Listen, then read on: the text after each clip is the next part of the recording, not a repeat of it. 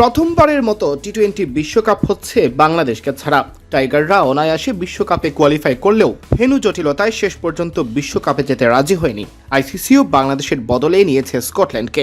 ভূ রাজনীতির এই খেলায় বাংলাদেশ অবশ্য পাশে পেয়েছে পাকিস্তানকে। বাংলাদেশের প্রতি সমর্থন জানিয়ে পাকিস্তান সিদ্ধান্ত নেয় তারা আইসিসিতে লাগাতার প্রভাব রেখে যাওয়া ভারতের বিপক্ষে গ্রুপ পর্বের ম্যাচটি খেলবে না। এই বার্তা ঘোষণা করেই সালমান আলী আঘার দল উড়াল দিয়েছে বিশ্বকাপে। সেখানে গিয়েও সালমানের কণ্ঠে উঠে এলো বাংলাদেশের প্রসঙ্গ।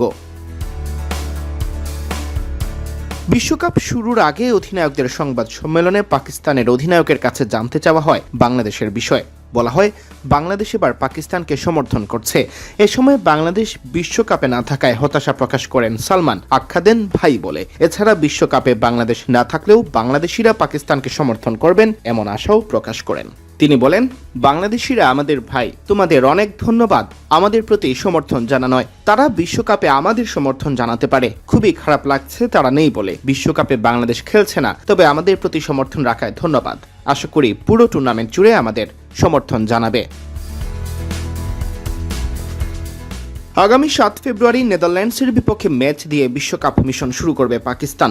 একই দিনে বিশ্বকাপ শুরু হওয়ার কথা ছিল বাংলাদেশ দলেরও। তবে বাংলাদেশ সরকার ভারত সফরে নিরাপত্তার ঝুঁকি দেখায় বিশ্বকাপ ভেন্যু পরিবর্তনের জন্য আইসিসিকে আবেদন জানায়। আইসিসি সেই আবেদন অগ্রাহ্য করে সাফ জানিয়ে দেয়, বাংলাদেশকে বিশ্বকাপ খেলতে হলে ভারতেই খেলতে হবে।